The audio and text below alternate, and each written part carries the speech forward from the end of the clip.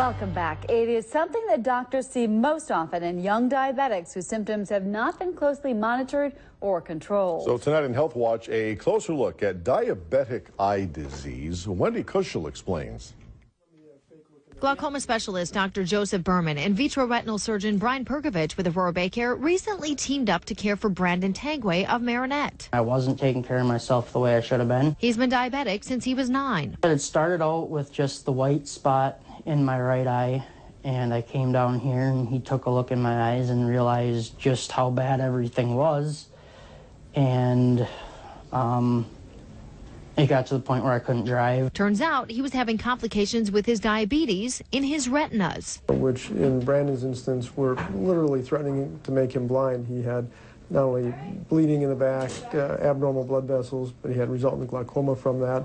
And so we needed to get several of us involved in trying to combat that scenario. Used laser to try to control the abnormal blood vessels in the back of his eye. Surgery to remove scar tissue and injected medication to control swelling. Dr. Perkovich says his pressure after revising his tube shunt and picking appropriate medications has stabilized and is in a range that is healthy for his eye. We took out his cataract, which had developed partially from his treatments, but partially from his diabetes. Brandon now has his diabetes under control. Without the interventions and without better control of his diabetes, it is highly likely that he would have eventually ended up completely blind in that eye. I think there's a couple take-home messages here.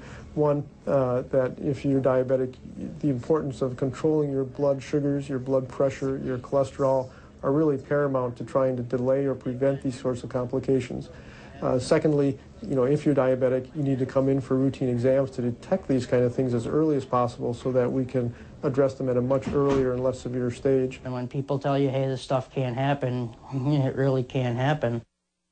If you have more questions about diabetic eye disease, you can call Aurora Baycare or email healthwatch@aurorabaycare.com. That's Health Watch. I'm Wendy Kushel, Local 5 News HD. Thank you, Wendy.